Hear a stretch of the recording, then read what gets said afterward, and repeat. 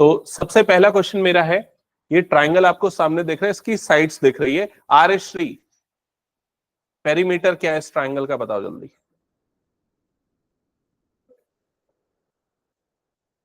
क्या ये सही बोल रही है, गलत बोल रही है? मैंने पूछा पेरीमीटर क्या है इस ट्राइंगल का, तो आंसर होगा a प्लस बी प्लस सी। समझ में आया? इसलिए अपने पांचों सेंसेस सामने रखो।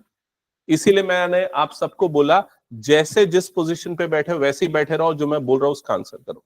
तो पेरीमीटर होगा सारी साइड्स की लेंथ का सम। नेक्स्ट क्वेश्चन है सेमी पेरीमीटर, उसको किससे डिनोट करते हैं हम? एस से। उस सेमी का मतलब क्या होता है? हाफ। तो ये पेरीमीटर का हाफ होता है, मतलब p/2। और p मतलब क्या हो गया? a plus b plus c by 2। ये होता है सेमी पेरीमीटर। क्या ये क्लियर हो गया सबको? ठीक है। अब नेक्स्ट जो चीज है वो है एरिया ऑफ ट्राइंगल।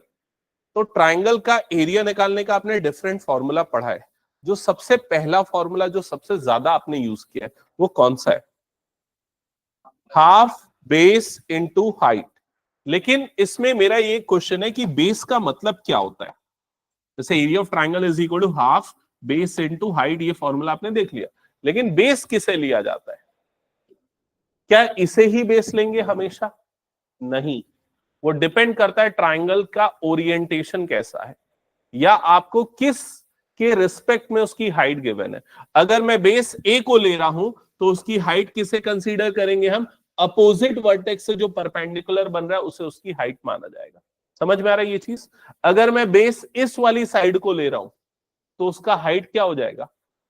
उसके अपोजिट, सी नहीं होगा, उसके अपोजिट वर्टेक्स से जो परपेंडिकुलर बनेगा वो उसकी हाइट हो जाएगी। समझ में आ रहा है ये चीज? तो हमेशा आप बेस किसी को भी ले सकते हो, लेकिन परपेंडिकुलर या हाइट किसे लेना है आपको? अपोजिट वर्टेक्स से जो परपेंडिकुलर बन रहा है उसे। क्या ये चीज सबको क्लियर हो गई? ओके। तो ये फॉर्मूला तब लगता है जब आपको बेस पता हो, हाइट पता हो, लेकिन हेरॉन्स फॉर्मूला तब लगता है जब आपको तीनों साइड्स पता हो। तो हेरॉन्स फॉर्मूला कितने बच्चों को पता है वो बता दो, हाथ उठाओ पहले। अच्छा, लगभग सबको पता है। ओके, जिनको नहीं पता है वो अभी सुन लेना। Heron's formula area of triangle निकालने का फॉर्मूला है, और ये होता है under root s, s minus a, s minus b, s minus c. ये होता है हेरॉन्स फॉर्मूला। हो गया? सबने नोट डाउन कर लिया? अब एक क्वेश्चन लिखो जिसमें हम इसका पूरा फंडामेंटल समझेंगे। नोट करना question. Find the area of triangle, find the area of triangle with sides, find the area of triangle with sides 24 centimeter, 26 centimeter and 10 centimeter. Find the area of triangle with sides 24, 26 and 10 centimeter.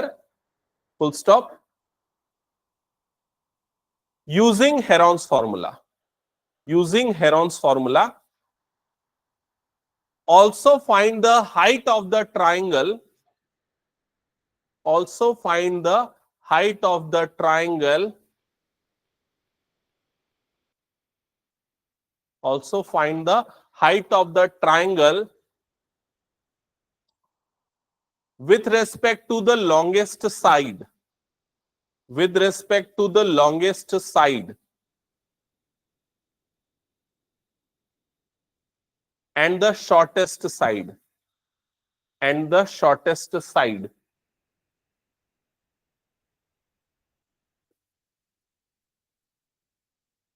तो जिन बच्चों को question लिखते समय ही समझ में आ गया वो start करो, जिनको क्वेश्चन समझ में नहीं आया वो एक बार पढ़ लो, और जिन्होंने क्वेश्चन नहीं लिखा वो सुन लो। ठीक है? तो आपको एक ट्राइंगल का एरिया निकालना है जिसके 3 साइड्स आपको गिवन है। कितना कितना गिवन है? 24 सेंटीमीटर, 26 सेंटीमीटर और 10 सेंटीमीटर। ये 3 साइड्स की लेंथ गिवन है। इसको निकालना है हेरॉन्स फॉर्मूला से। तो हेरॉन्स फॉर्मूला अप्लाई करने के लिए जो तीनों साइड्स होती है उसे ABC कंसीडर करते हैं। तो क्वेश्चन का फर्स्ट पार्ट तो इतना ही है, पहले इसका एरिया निकालो। ठीक है, तो क्वेश्चन के लिए जगह छोड़ दो और ये चीज नोट डाउन कर लो डायरेक्टली ABC, जिसने क्वेश्चन नोट नहीं किया।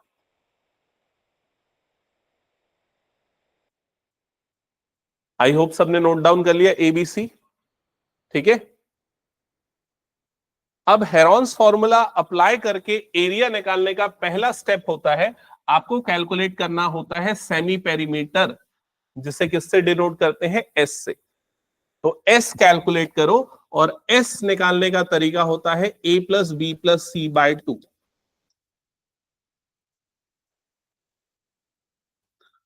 तो कितना हो जाएगा यहां पर? 24 + 26 + 10/2।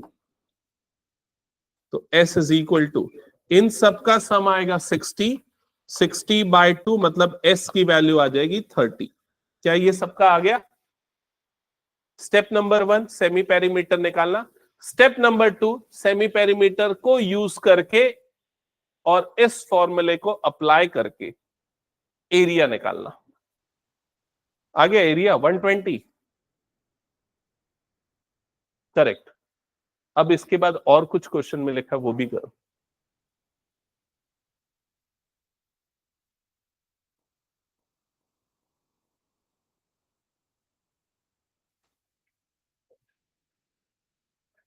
आ गया एरिया और बाकी दोनों पार्ट्स क्वेश्चन के। हाँ, वो इसीलिए मैं वो क्वेश्चन ऐड किया। मैं जानता हूँ कुछ बच्चे स्मार्ट है, जल्दी बना लेंगे, तो लोग सोचेंगे कि आगे क्या करना है। सोचो जल्दी, जब तक मैं बाकी बच्चों को बता रहा हूं। तो इसके बाद क्या करना है? एरिया ऑफ ट्राइंगल का ये वाला पार्ट यूज करना है, ये वाला फॉर्मूला यूज करना है, √S। S की जगह पे क्या आ जाएगा? 30। तो ये आ जाएगा 30। फिर S - A तो 30 - 24।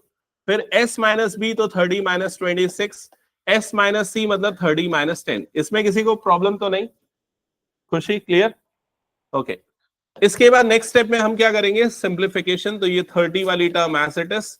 30 - 24 होता है 6, 30 - 26 होता है 4 और 30 - 10 होता है 20। यहां तक ओके? अब इसके बाद हम इसको फैक्टराइज करके पेयर बना के बाहर निकालेंगे। तो कैसे पेयर बनाएंगे? जैसे 30 है तो उसको लिख देंगे 3 × 10। ये 6 है तो इसको लिख देंगे 3 × 2। ये 4 है तो इसको लिख देंगे 2 × 2 और ये जो 20 है इसको लिख देंगे 2 × 10। अब हम चेक करेंगे कि देखो 10 का कितना पेयर बना हमारे पास? एक पेयर बना, ये एक 10, ये एक 10, तो एक 10 आ गया बाहर। 3 का कितना पेयर बना? एक और एक 2, तो एक 3 आ गया बाहर। 2 का कितना पेयर बना? एक और एक 2, तो 2 2 आ गया बाहर। समझ में आई ये चीज? तो ओवरऑल जब हमने सबको मल्टीप्लाई किया, 2 2 = 4, 4 3 = 12, 12 और 10 हो गया 120 सेंटीमीटर स्क्वायर। ये हो गया इसका एरिया। क्या ये सबने कैलकुलेट कर लिया? अब बाकी जो मैंने दो पार्ट्स दिए, क्या किसी का आंसर आया उसका? नहीं। हालांकि ये जो 3 साइड्स मैंने दी, ये राइट एंगल ट्रायंगल की ही साइड्स हैं। मुझे पता था, ताकि मैं आंसर इजीली वेरीफाई कर सकूं, इसीलिए मैंने ऐसा क्वेश्चन दिया। ठीक है, तो पाइथागोरस थ्योरम लगेगा, लेकिन जो आपको निकालना है आप उसके लिए पाइथागोरस थ्योरम को यूज नहीं करोगे, उसके बिना निकालोगे और उसको यूज करके निकाल भी नहीं सकते। यहां तक आ गया सबका? चलो, अब सबसे इंपॉर्टेंट पार्ट इस क्वेश्चन का, ध्यान से समझना सारे बच्चे। इसके बाद मैंने क्या बोला? ये जो ट्राइंगल है, इस ट्राइंगल की 3 साइड्स, एक कितनी है 24, दूसरी कितनी है 26 और तीसरी कितनी है 10। आपको इस ट्राइंगल की हाइट निकालनी है। किसके रेस्पेक्ट में निकालनी है? लॉन्गेस्ट साइड और शॉर्टेस्ट साइड। तो पहले लॉन्गेस्ट साइड पे फोकस करते हैं। लॉन्गेस्ट साइड कौन सी है? 26। इसकी हाइट कैसे बनेगी? इसकी हाइट एल्टीट्यूड या फिर अपोजिट वर्टेक्स से जो परपेंडिकुलर बनता है वो उसकी क्या होती है? हाइट। इसे हम मान लेते हैं इसकी हाइट कितनी है? h है। क्या ये क्लियर हो गया? तो इस ट्राइंगल का एरिया निकालने का एक और फॉर्मूला होता है, जो यहां मैंने लिखा था अभी थोड़ी देर पहले। कौन सा फॉर्मूला लिखा था? देखो, half into base into height. तो अगर मैं ये फॉर्मूला लगा के इसका एरिया निकालना चाहूंगा, तो ये हाफ इंटू बेस, बेस किसे ले लूंगा मैं? 26 को, और हाइट इसकी क्या हो जाएगी? h। क्या ये चीज समझ में आई सबको? अब ये 2 से कटेगा, 2 1 = 2 3 = तो इस ट्राइंगल का एरिया मुझे कितना मिल गया 13h। कौन से फॉर्मूले से? हाफ बेस इनटू हाइट वाले फॉर्मूले से। और हेरॉन्स फॉर्मूला से इसका एरिया कितना आया 120। क्या ये दोनों एरिया अलग अलग होगा या सेम होगा? सेम होगा ना, एरिया तो वही है, निकालने का फॉर्मूला अलग अलग है, तो मतलब ये दोनों वैल्यू इक्वल होंगी आपस में। समझ में आया कि नहीं? तो 13h इज इक्वल टू कितना हो जाएगा 120। तो h की वैल्यू कितनी आएगी 120 बाय 13 सेंटीमीटर। ये फ्रैक्शन में आ रहा है, पॉइंट में निकालना चाहो तो ठीक है, नहीं तो छोड़ दो यहीं पर। क्या ये समझ में आया सबको? मेनली मेथड आपको समझना है, वो मैं समझाने के लिए ये एग्जांपल दिया। अभी हाँ, अभी क्या बोला, एक और पार्ट में क्या बोला है, शॉर्टेस्ट साइड के रिस्पेक्ट में। तो शॉर्टेस्ट साइड कौन सी है 10, तो 10 के रिस्पेक्ट में उसकी हाइट क्या होगी 24। तो शॉर्टेस्ट साइड के लिए फिर सेम फॉर्मूला यूज करेंगे, area of triangle is equal to half base into height. अब बेस लेंगे 10 को और हाइट हो जाएगी h।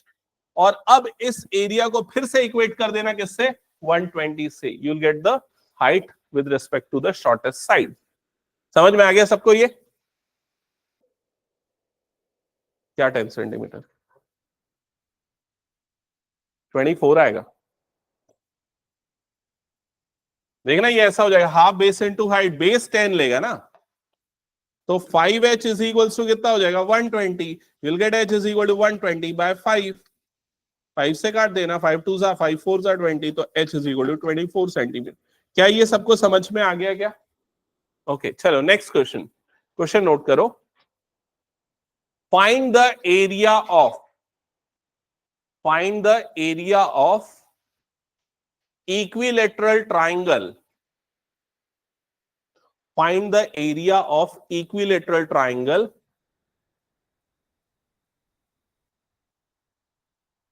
with each of its sides, with each of its sides a centimeter, with each of its sides a centimeter। मतलब simple सा question मैंने बोला, तीनों साइड्स बराबर है, तीनों a सेंटीमीटर a है, मतलब समझ गए ना? एरिया निकालना है, चलो जल्दी निकालो। किसको पता है वैसे आंसर क्या आने वाला है? करेक्ट, इसका आंसर आएगा √3/4 a²। इसे पता है, कैसे पता है ये आंसर आएगा? क्योंकि किसका एरिया निकालने बोल रहा हूं मैं, इक्विलेटरल ट्रायंगल। इक्विलेटरल ट्रायंगल का एरिया का यही फॉर्मूला होता है, और इस फॉर्मूले को आप लोग बनाओगे, अभी प्रूफ करोगे हेरॉन्स फॉर्मूला से। चलो करो जल्दी। √3/4 a² होता है, चलो √3/4 होता है, हाँ प्रूफ करके देखते हैं। चलो तो यहां पर a की वैल्यू a है, b की वैल्यू भी a है, c की वैल्यू भी a है, तीनों a है। तो इसका जो सेमी पेरीमीटर होता है s, a + b + c/2, वो हो जाएगा a+a+a/2। तो 3 बार a आ रहे हैं, इसलिए सेमी पेरीमीटर हो जाएगा 3a/2। ये सबको क्लियर हो गया यहां तक? फिर उसके बाद हेरॉन्स फॉर्मूला लिखेंगे। तो हेरॉन्स फॉर्मूला होता है area of triangle is equals to √, क्या होता है formula, s into s minus a into s minus b into s minus c। क्या ये क्लियर हो गया सबको? तो ये क्या हो जाएगा, area of triangle is equals to √। तो s के प्लेस पे क्या आ जाएगा यहां पर 3a/2, s माइनस a की जगह पे क्या आ जाएगा 3a/2 माइनस a की वैल्यू a है, s minus b 3a/2 minus a, 3a/2 minus a। किसी को ये 2-3 स्टेप में डाउट है तो बताओ। खुशी ये समझ में आया क्या? पक्का? ओके, बाकी सबको भी क्लियर? हाँ, अब मेरा नेक्स्ट क्वेश्चन ये है कि यहां पर ये 3a/2 तो ठीक है, ये बताओ ये 3a/2 में से a माइनस करोगे तो क्या बचेगा, a/2। अब किसी को समझ में नहीं आया तो समझ लो, इधर पे साइड में कर रहा हूं, 3a/2 माइनस a, तो कैसे सब्सट्रैक्ट होगा, एलसीएम आ जाएगा 2, तो क्या हो जाएगा 3a माइनस, ये 2 इधर गया तो क्या हो जाएगा 3a minus 2a। 3a minus 2a मतलब कितना हो जाएगा a, तो a/2, तो इसलिए वाली टर्म आ जाएगी a/2। वैसे ये वाली भी टर्म क्या आ जाएगी a/2, अगली वाली टर्म भी कितनी आ जाएगी a/2। ये क्लियर सबको? तो कितने a/2 दिख रहे हैं अंदर आप लोगों को? 4 a/2 है और एक 3 है ना? जैसे ये वाला a/2, ये वाला a/2 एक पेयर बना, ये वाला एक पेयर बना, तो 2 a/2 बाहर निकल गया रूट के, और रूट के अंदर बच गया 3। तो a/2 मतलब a²/4, और ये हो गया √3। इसलिए ये फॉर्मूला होता है √3/4 a²।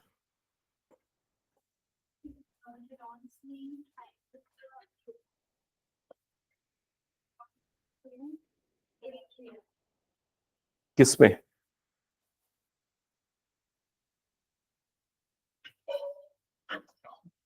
कहां पढ़ा तुमने? देखो, मैं एक चीज क्लियरली बता रहा हूं। पहली चीज तो a³ कभी नहीं आ सकता। उसका क्या कारण है? क्योंकि अगर हम एक डायमेंशन लेते हैं, डायमेंशन समझ रहे हो ना, जैसे ये रूम 3 डायमेंशनल है, लेकिन अगर मैं एक लाइन लेता हूं तो वो 1 डायमेंशनल हो गई। ये दूसरा डायमेंशन मतलब उसकी हाइट हो गई। जब हम 2 डायमेंशन को मल्टीप्लाई करते हैं तो हमें क्या मिलता है? एरिया। और जब हम 1, 2 और 3 डायमेंशन को मल्टीप्लाई करते हैं तो क्या मिलता है? वॉल्यूम। समझ में आ रहा है? तो इसलिए सिर्फ ए उसकी लेंथ है।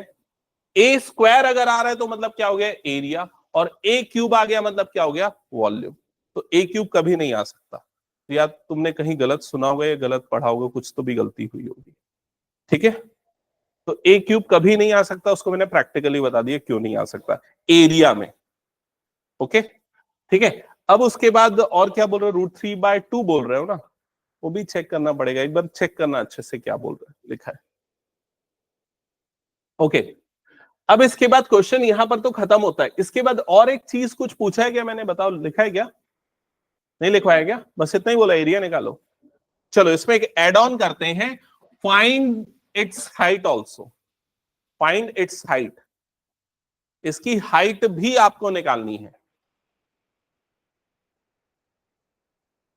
अब इसकी हाइट निकालने के लिए आपको ये तो क्लियर है, ये ट्राइंगल कौन सा ट्राइंगल है? इक्विलेटरल ट्राइंगल, मतलब तीनों साइड्स की लेंथ है a। ठीक है, तो तीनों की हाइट भी क्या होगी? बराबर होगी। ठीक है, अब हाइट कैसे निकालते हैं बताओ? हाइट क्या होता है पहले वो समझते हैं। अपोजिट वर्टेक्स से जो परपेंडिकुलर बनता है वो क्या होता है? हाइट। तो आपको ये हाइट h निकालनी है। और पिछले क्वेश्चन में हमने हाइट कैसे निकाली थी? कैसे निकाली थी height? Half base into height वाला फॉर्मूला यूज किया था। तो area of triangle is equal to half base. तो इसका बेस किसे लेंगे हम? a।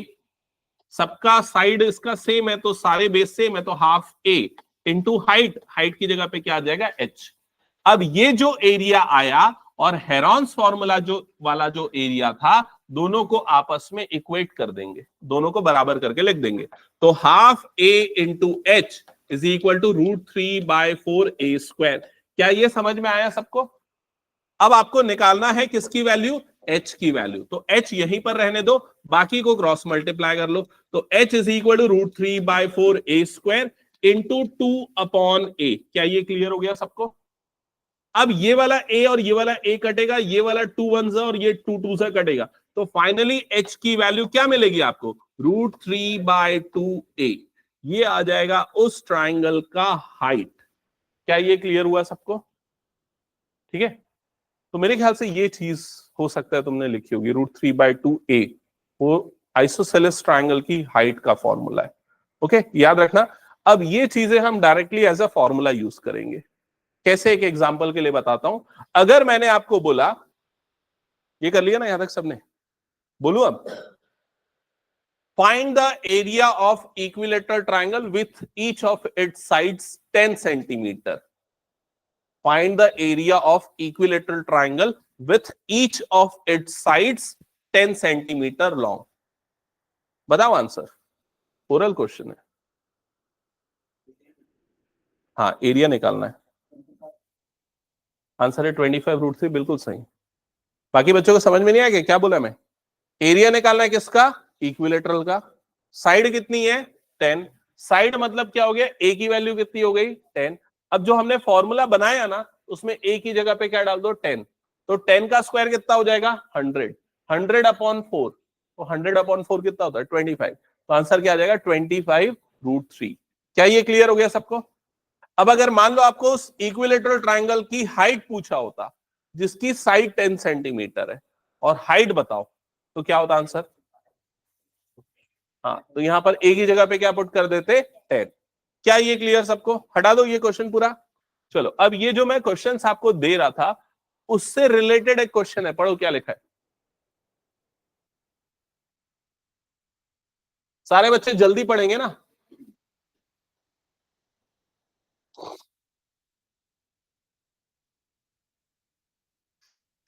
तो पहला पार्ट इस क्वेश्चन का यहां पर एंड होता है, यहां तक सिर्फ पढ़ो, इसके आगे नहीं, सिर्फ यहां तक। तो क्या पूछ रहा है फर्स्ट पार्ट में? एरिया ऑफ सिग्नल बोर्ड, और वो सिग्नल बोर्ड क्या है, कैसा है, पढ़ो उसको। इक्विलेटरल ट्रायंगल, तो इक्विलेटरल ट्रायंगल मतलब तीनों साइड्स क्या हो जाएंगे उसके? इक्वल। और तीनों साइड्स की लेंथ कितनी गिवन है? ए। तो ये भी ए होगा, ये भी ए होगा, और ये भी क्या हो जाएगा? ए। क्या ये हमने कैलकुलेट किया है? अभी जस्ट पिछले क्वेश्चन में हमने किया, समझ में आया कि नहीं? तो जो हमने सॉल्यूशन किया वही इसका फर्स्ट पार्ट है, दैट्स इट। सेकेंड पार्ट में क्या आएगा? अच्छा, आंसर क्या आएगा बताओ तो इसका? √3/4 ए स्क्वायर, याद रखना इसका answer direct as a formula use होगा। सेकेंड पार्ट में यहां से पढ़ो क्या निकालना है, जल्दी पढ़ो उसके बाद। If its perimeter is 180। अब ये बताओ इक्विलेटरल का पेरीमीटर, पेरीमीटर मतलब क्या होता है? सारे साइड्स का सम। तो इक्विलेटरल में तीनों साइड्स ए है, तो a+a+a इज इक्वल टू आपको कितना दिया हुआ है? 180। तो a की वैल्यू निकाल लोगे, कितनी आएगी a की वैल्यू? 60, क्योंकि 3a इज इक्वल टू 180, तो a की वैल्यू 60। अब इसको कहां पर पुट कर दो, जो आपने पहले में फॉर्मूला बनाया ना, कौन सा फॉर्मूला बनाया? √3/4 ए स्क्वायर का, वहां a की जगह पे क्या रख दो? 60। आ गया आपका आंसर। हाँ ठीक है, तो ये समझ गया ना सभी? हटा दो फिर इसको। चलो नेक्स्ट क्वेश्चन। ये वाला क्वेश्चन थोड़ा बाद में कराऊंगा, नहीं तो कैलकुलेशन में फंस जाओगे। ये क्वेश्चन तुम लोग सॉल्व करोगे, चलो जल्दी पढ़ो और सॉल्व करो फास्ट।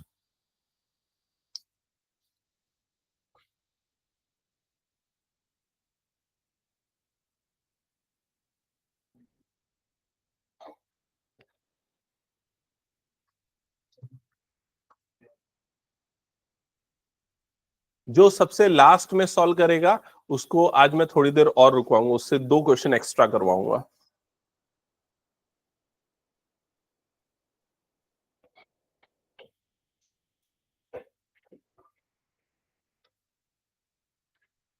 ऑनलाइन वाले बच्चे सॉल्व कर रहे हैं कि नहीं, एक बार कंफर्म करो, कुछ डाउट है तो पूछो।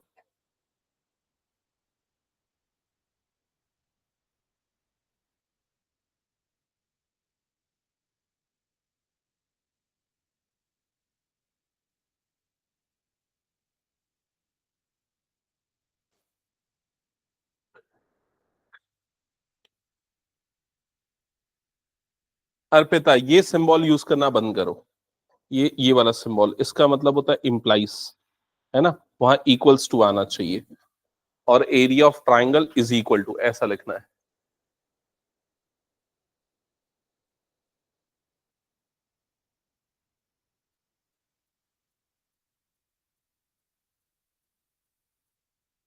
ऐसा नहीं करना चाहिए तुमको। यहां पर ये जो तुम कर रहे हो ना मल्टीप्लाई, क्यों टाइम वेस्ट कर रहे हो? उसकी जगह 16 को 4 × 4 लिखो, 22 को 2 × 11 लिखो, तो एक 11 बाहर निकल जाएगा, एक 4 बाहर निकल जाएगा। सेमी पेरीमीटर 16 आया, सेमी पेरीमीटर 16, 26, 32, हाँ ठीक है 16 आएगा। हम्म हम्म हम्म 11, 5, 10, 11, 5, 10, फिर उसके बाद इसको लिखा 4 × 4, 4, हाँ ठीक है, वो ठीक है, करेक्ट है। नेक्स्ट क्वेश्चन बनाओ जल्दी। कंटिन्यू, उसके नीचे ऊपर वाला छोड़ दो, अभी उसको बाद में करेंगे कैलकुलेशन।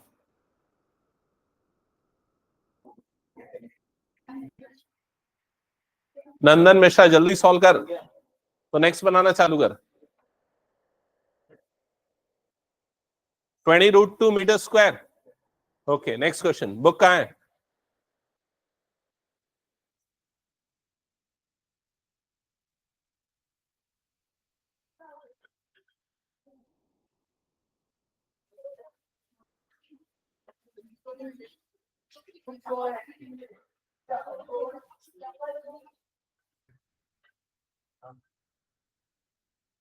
बन गया? जिनका हो गया नेक्स्ट क्वेश्चन स्टार्ट करो जल्दी।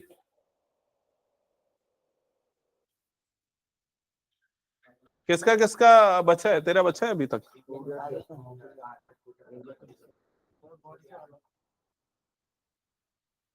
सामने देख रहे ना, देख। हाँ प्रियांश बनाया?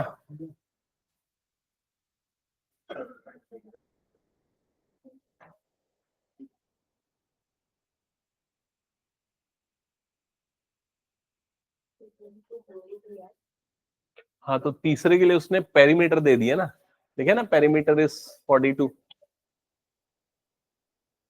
और इधर प्रांशी तेजस्वी हो गया। तुम दोनों का अभी तक नहीं हुआ है क्या?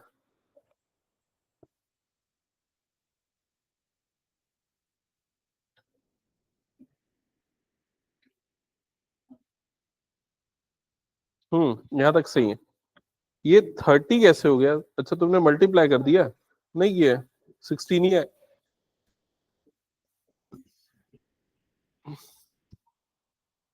ए की वैल्यू 18, बी की वैल्यू 10 और सी की वैल्यू कितनी आ रही है? 14। हाँ फिर उसके बाद एस आएगा 21। ठीक है, 21 माइनस 14 7, 21 माइनस 18। ये 21 माइनस 18 कितना लिखा है?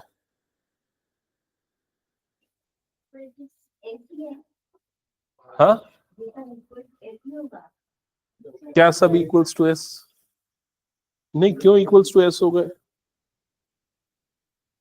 That is equals to area of triangle ना। एस देखिए एस। अच्छा तुम तीसरी साइड पूछ रही हो? अरे तो वो पेरीमीटर 42 है, तो पेरीमीटर क्या होता है? ए प्लस बी प्लस सी। तुम्हें ए और बी दिया हुआ है। हम्म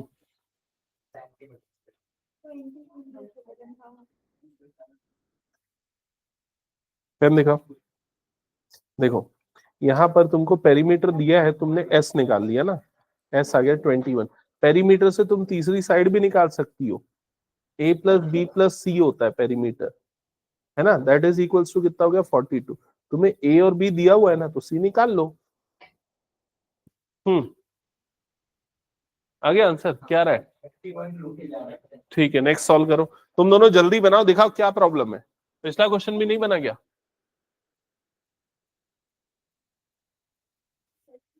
दिखाओ पेन। हम्म ये 16 1 5 और 10 यहाँ तक सही है।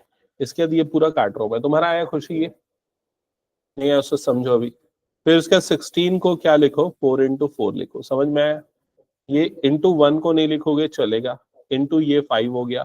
10 को क्या लिखोगे? 5 into 2 लिखोगे, समझ गए?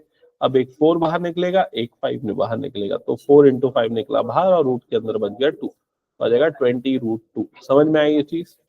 जल्दी करो सॉल्व। तुम्हारा दिखाओ कहां पर था। हम्म करो कैलकुलेशन जल्दी, सही बना रहे हो। हाँ हाँ बोल का करता हूं। हो गया पूरा कंप्लीट? कुछ डाउट? ठीक है मैं चेक करके तेरे को दूंगा, ठीक है। ओके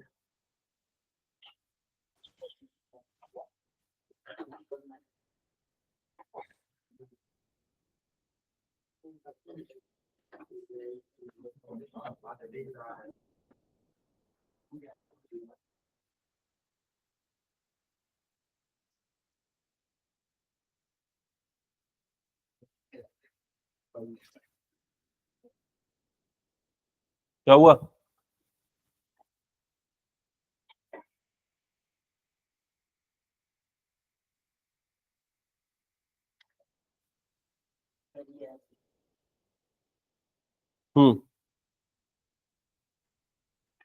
क्वेश्चन नंबर 4 जल्दी बनाओ, बुक ओपन करो।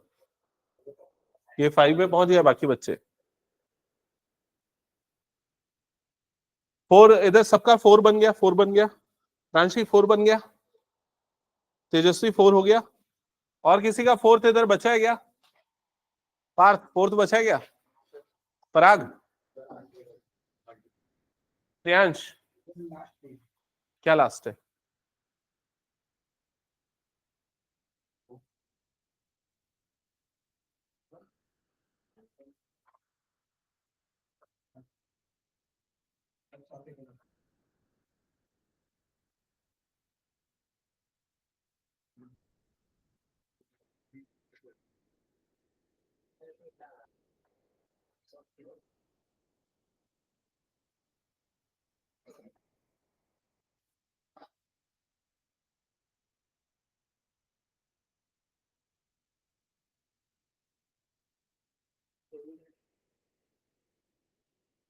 कुछ हिंट देना पिछले क्वेश्चन में, ये वाले क्वेश्चन नंबर 4 में क्या क्या चीजें गिवन है, पहले उसको फटाफट लिखो। पिछले क्वेश्चन में तुमको क्या क्या चीजें गिवन है, कैसे पता चलेगा, देखना है इधर। सबसे पहले तो पढ़ लिया ना क्वेश्चन, एरिया ऑफ ट्राइंगल निकालना है जिसकी दो साइड्स गिवन है, एक साइड 18 है, दूसरी साइड 10 है। तो लिखो a इज इक्वल टू 18, फटाफट लिखो a इज इक्वल टू 18, दूसरी side b is equal to 10, लिखा। और तीसरी साइड पता नहीं है, c नहीं पता है, तो लिखो c is equal to question mark.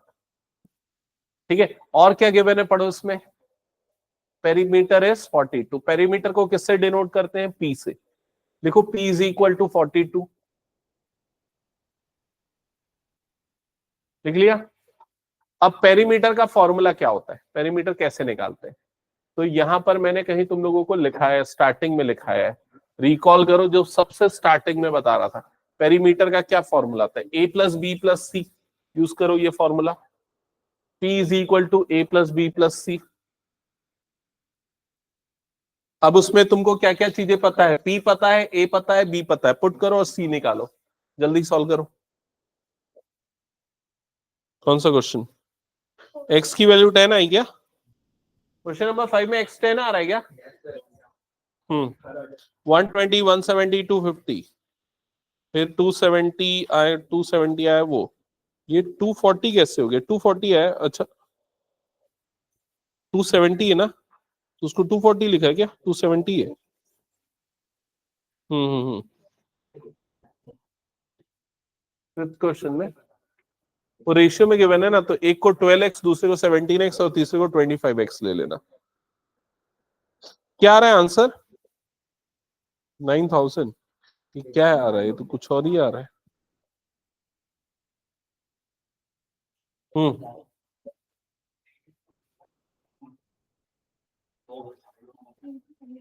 Fifth वाला सॉल्व करूं क्या मैं इधर?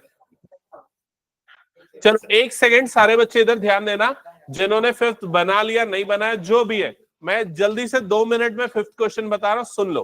तुम लोग भी इधर सुन लो, उसके जगह छोड़ देना फोर्थ के लिए। सबसे पहले यहां पर आपको लिखा है कि जो एक ट्राइंगल है उसकी तीनों साइड्स का रेशियो आपको दिया है, रेशियो इतना है। तो जब भी रेशियो में होता है तो एक को 12x, दूसरे को 17x और तीसरे को 25x ले लेना। पहली चीज समझ में आ गई? सीधा लेंथ ना देके रेशियो दिया हुआ है, और क्या दिया हुआ? उसका पेरीमीटर दिया हुआ है। तो पेरीमीटर क्या होता है? p, और वो है 540। अब पेरीमीटर कैसे निकलता है? a प्लस बी प्लस सी से, तो a प्लस बी प्लस सी 540, a की वैल्यू 12x, b की वैल्यू 17x और c की value 25x, that is equals to 540। ये सब ऐड होगा, कितना बनेगा? 54x, that is equals to 540। तो x की वैल्यू आएगी 540 बाय 54, डिवाइड करोगे तो यहां पर मिलेगा 10। तो x की वैल्यू मिल गई 10। अब put x is equal to 10, यहां पर x की जगह 10 डालोगे तो a कितना आ जाएगा? 120, b कितना आ जाएगा? 170, c कितना आ जाएगा? 250। यहां तक समझ में आ गया सबको?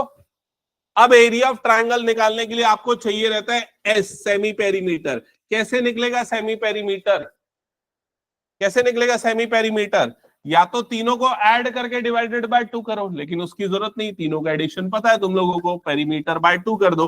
तो 540 डिवाइडेड बाय 2, तो एस की वैल्यू आएगी 270। क्या यहां तक सही आया? एक बार चेक कर लो।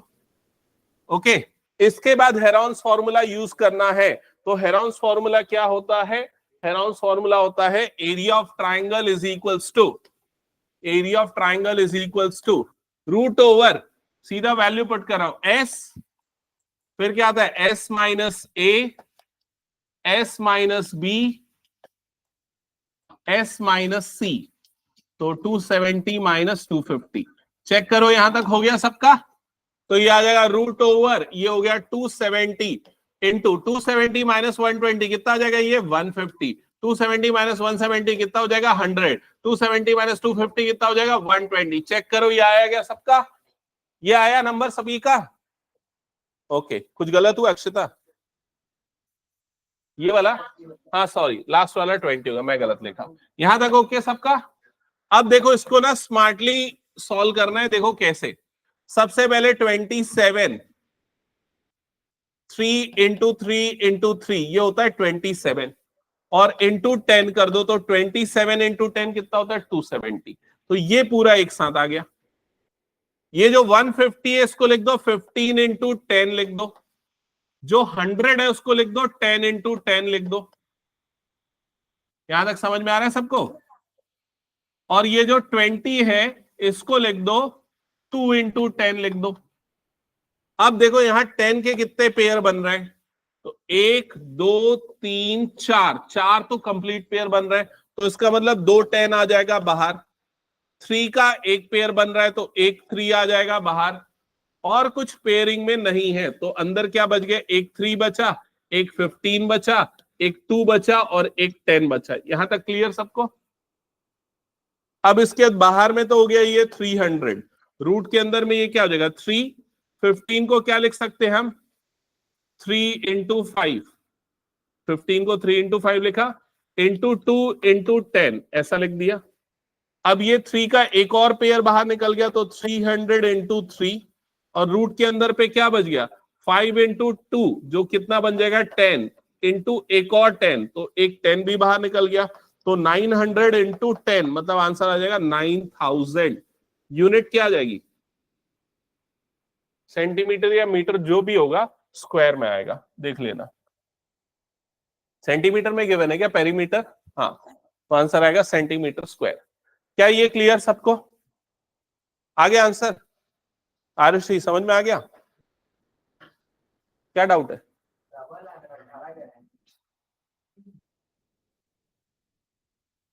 तो कुछ गलती क्या होगा खोज ले, उसको हटा दूं मैं इसको।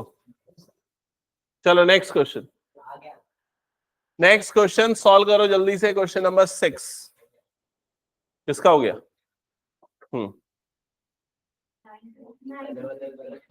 ठीक है नेक्स्ट करो सॉल्व, एक बचा है ना वो।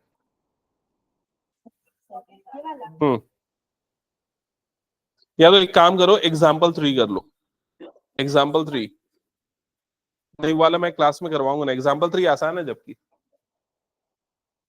जिनका पूरा हो गया ना क्वेश्चन नंबर 6 तक हो गया पूरा, वो एग्जाम्पल 3 करेंगे।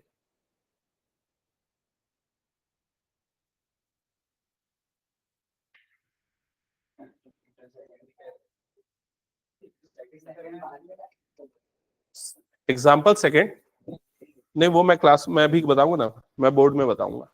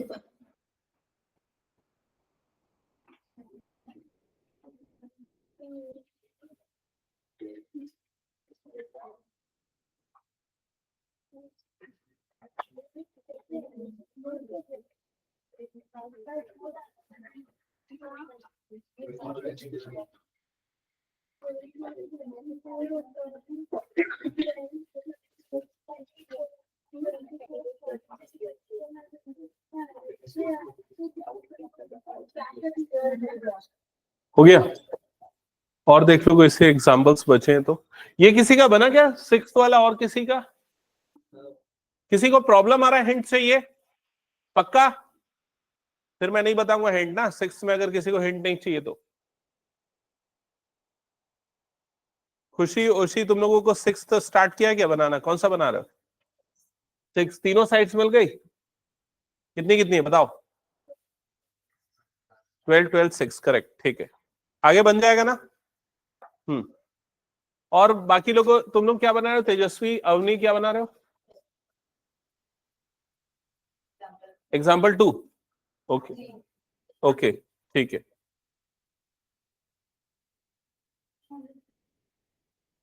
क्या?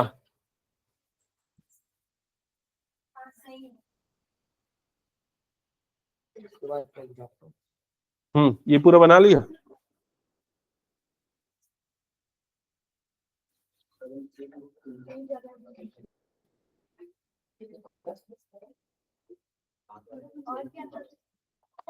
एग्जाम्पल 2।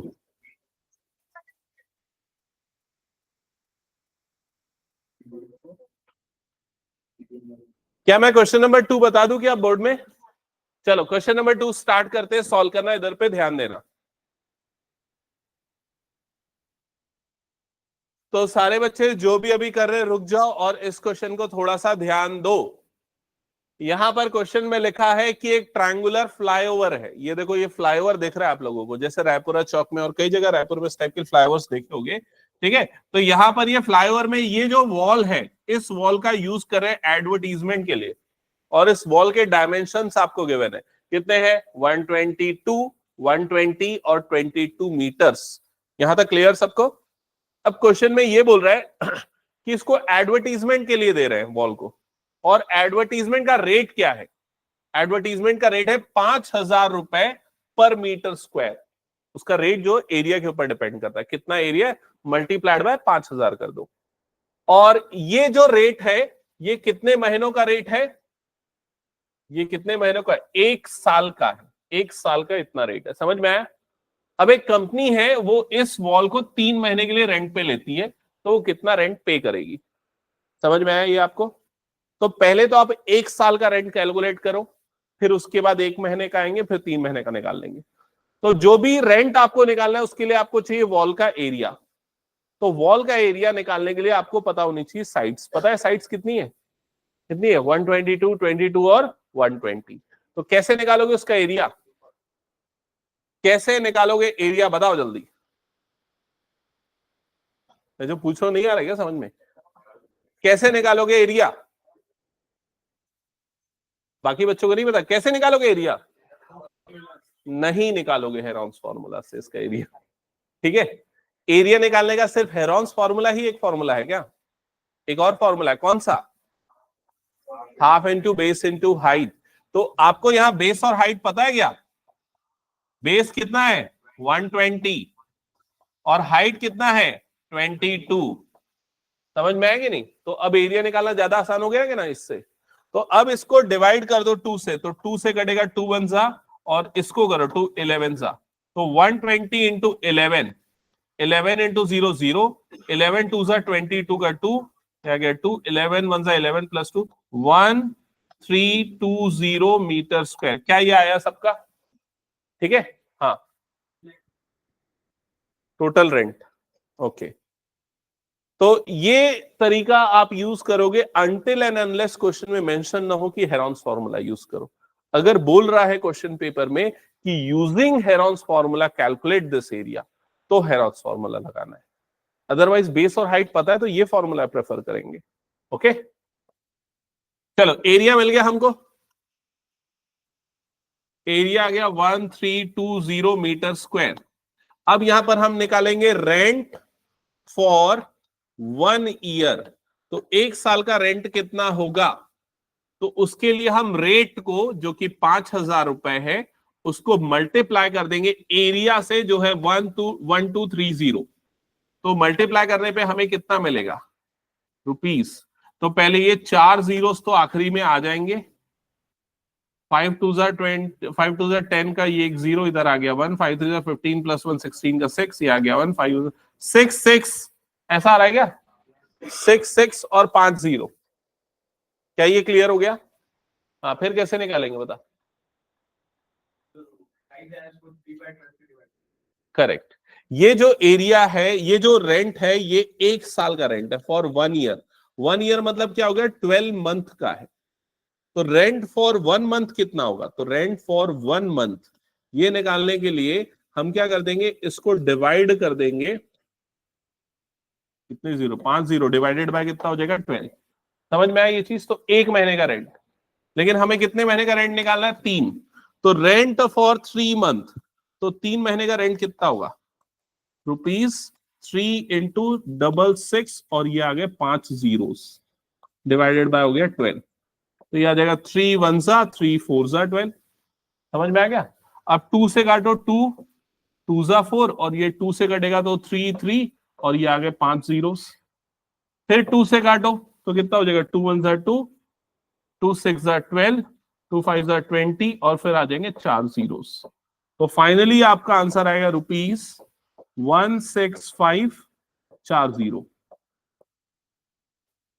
16,50,000 इतना ही आ रहा है क्या? देखो कितना महंगा एडवर्टीजमेंट कॉस्ट। ठीक है, इसीलिए मैं नहीं करता एडवर्टीजमेंट। ओके, तो क्या ये सबको क्लियर हो गया?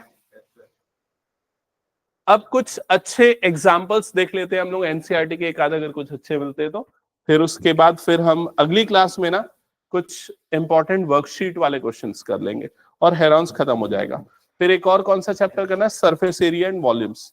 केवी वालों का कब है? अभी टेस्ट होने वाला है ना 16 को, आज हो गया 9। फ्राइडे सैटरडे को हेरॉन्स हो जाएगा। सैटरडे को 2-3 क्वेश्चन करके फिर सरफेस एरिया स्टार्ट कर देंगे सैटरडे को ही। ठीक है, इसमें ना एग्जाम्पल 2 अच्छा एग्जाम्पल है, उसको समझ लेते हैं। ये हटा दूं मैं पूरा कैलकुलेशन, फिर खुशी ओशी तुम लोग इसको देख लेना, अगर नहीं बनता तो मुझे मैसेज करना, मैं पीडीएफ सेंड कर दूंगा। ओके, अगर नोट करना बच गया हो तो कुछ। तो एग्जाम्पल 2, हाँ एग्जाम्पल 2 पढ़ना नंदन। लाउड, क्लियर और स्लो।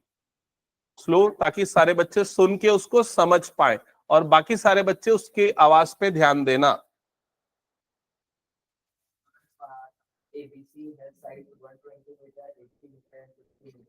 स्टॉप। तो क्या बोला इसने? एक ट्रायंगुलर पार्क है जिसकी साइड्स कितनी है? 120, 80 और 50 मीटर। तो एक काम करते हैं, हम एक रफ स्केच बना लेते हैं इस ट्रायंगुलर पार्क का।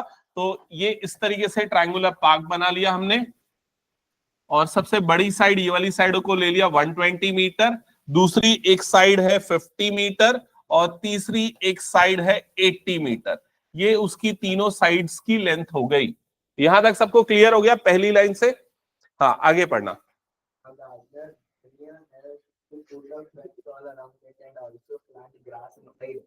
ओके, तो जो गार्डनर है उसने क्या किया? इसमें फेंसिंग किया है। फेंसिंग मतलब बाउंड्री वॉल क्रिएट किया है, और उसके अंदर उसने प्लांट किया है। क्या प्लांट किया है? धनिया। क्या है? Grass. Okay, planted grass inside it, तो उसके अंदर ग्रास प्लांट किया। यहां तक क्लियर? आगे क्या लिखा है? पढ़ो।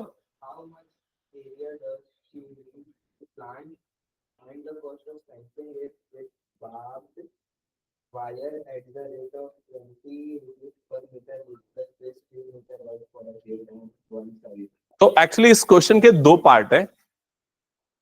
एक मिनट, इस क्वेश्चन के 2 पार्ट है। पहला तो ये, उसने कितने एरिया में ग्रास प्लांट किया, ये इस क्वेश्चन का एक पार्ट है। कितने एरिया में ग्रास प्लांट किया, तो वो कैसे निकलेगा? वो कैसे निकलेगा? हेरॉन्स फॉर्मूला से, एरिया ऑफ ट्राइंगल से। ये आराम से सॉल्व कर लोगे तुम लोग। ठीक है, सेकेंड पार्ट में क्या बोल रहा है? सेकेंड पार्ट में है कि अगर मान लो वो उसमें गेट लगाता है, फेंसिंग करता है, तो उसमें उसको कितनी कॉस्टिंग पड़ेगी फेंसिंग में। तो एरिया वाला पार्ट होमवर्क के लिए मैं छोड़ दे रहा हूं, फेंसिंग का जो कॉस्ट कैलकुलेशन है वो मैं बता दे रहा हूं।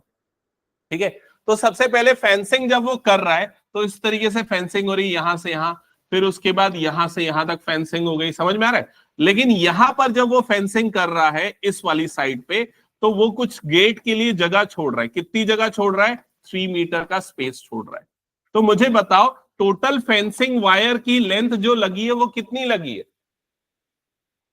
यहां पर लगी 50, यहां पर लगी 80 और यहां पर पूरी 120 और उसमें से क्या कर दो -3। मतलब आप पूरा पेरीमीटर निकाल लो और -3 कर दो, तो total length of fencing wire कितना हो जाएगा? 50 + 80 + 120 -3 metre. So perimeter will be 247 metre. क्या ये सबका आ गया?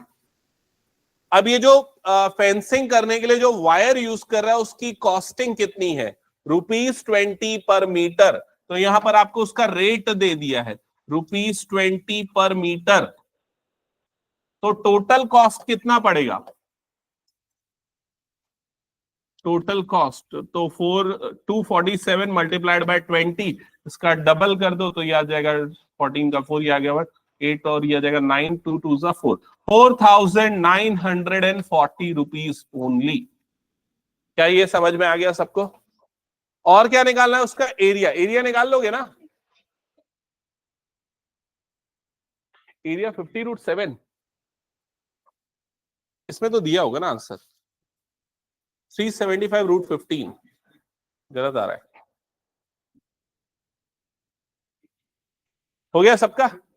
और बाकी दो एग्जांपल्स जो है वो सिंपल है, उतना टफ नहीं है, तो आई थिंक बना सकते हो। तो एनसीईआरटी हमने एक बार रिवाइज कर लिया है, बट एक और चीज बताऊं, जो ओल्ड एनसीईआरटी है उसमें और क्वेश्चंस थे कई सारे जो हटा दिए गए, लेकिन फिर भी कई स्कूल्स में आते हैं, तो एक बार उसके क्वेश्चन भी हम डिस्कस करेंगे। ठीक है।